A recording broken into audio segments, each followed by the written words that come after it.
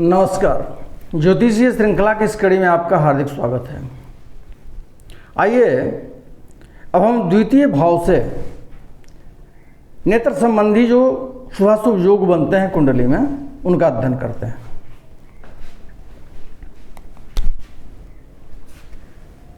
यदि शुक्र, चंद्रमा और द्वितीय भाव का स्वामी ये तीनों कुंडली में एक साथ बैठे हों तो जातक निशांत होता है।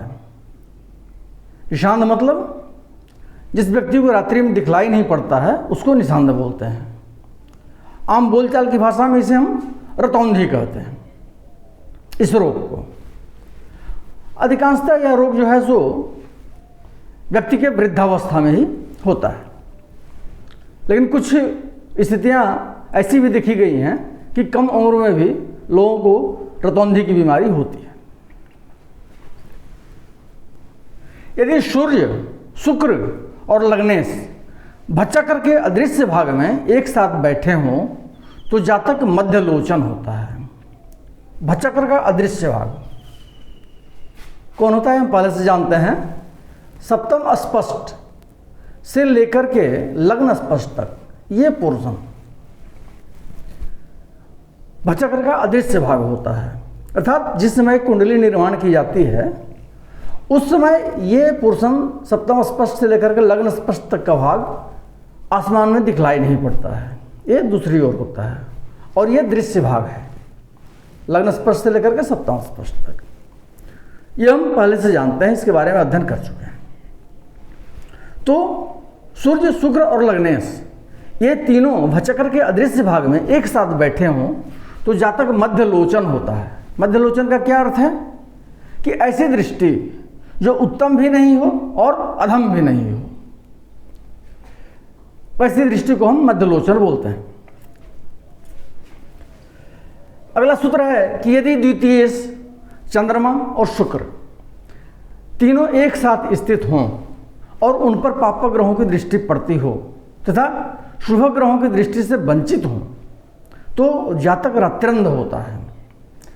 अब ये जो पहला सूत्र बताया गया है, मुख्यतः यही सूत्र इसमें भी कहा जा रहा है कि द्वितीय चंद्रमा और शुक्र तीनों एक साथ बैठे हों कुंडली में। ये तीनों के एक साथ बैठने पर हम यहाँ पर पढ़ चुके हैं कि जातक निशांत होता है, रात्रि में उसको दिखलाई नहीं पड़ता है। लेकिन यदि तीनों के एक साथ बैठने पर उन पर पाप ग्रहों की दृष्टि भी पड़ रही हो तथा शुभ ग्रहों की दृष्टि से वंचित हों तो रत्रंध होने के साथ क्या होता है, वो कुछ ज़्यादा अधिक विकृति आती है, ज़्यादा प्रभावशाली रतौंधी होती है जातक को।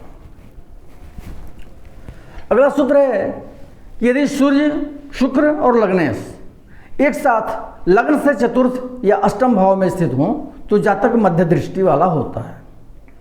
अब यहाँ पे दूसरे सूत्र में हम पढ़ चुके हैं कि सूर्य, शुक्र और लग्नेश भच्चक्र के अदृश्य भाग में रहने से जातक मध्य दृष्टि वाला होता है। चतुर्थ भाव भच्चक्र का अदृश्य भाग ही है, वो तो हम समझ गए।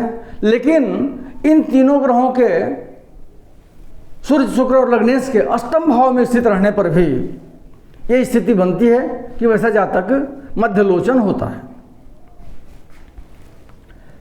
अगला सूत्र है कि यदि लग्नेश, द्वितीयेश, पंचमेश और सप्तमेश ये चारों ग्रह, लग्नेश, द्वितीयेश, पंचमेश और सप्तमेश ये चारों ग्रह षष्ठ, अष्टम तथा द्वादश स्थान में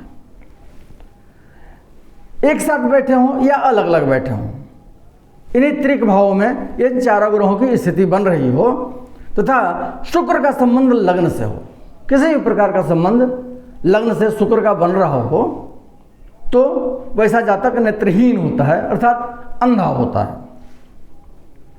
संबंध के बारे में हम जानते हैं पहले से कितने प्रकार का संबंध बनता है, संबंध होता है कुंडली में ग्रहों का किसी भाव के साथ या भावेश के साथ। तो इन ग्रहों के त्रिक भाव में बैठने से और लग्न का, शुक्र का संबंध लग्न से होने से जातक नेत्रहीन होता है। यदि शुक्र पंचमेश और षष्ठेश के साथ लग्न में स्थित हो तो राजा के कोप से जातक के नेत्रों में विकृति होती है।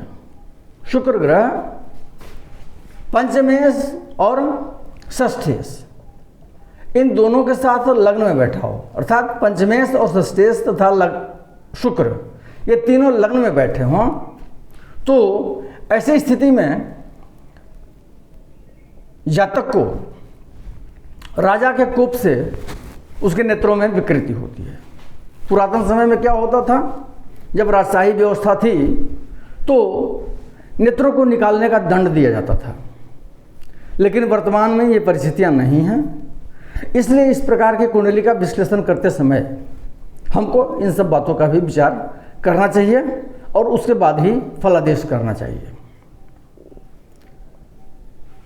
द्वितीय भाव से नेत्र संबंधी बातों का विचार करने के लिए हम कुछ और सूत्रों का अध्ययन अगले वीडियो में करेंगे। नमस्कार।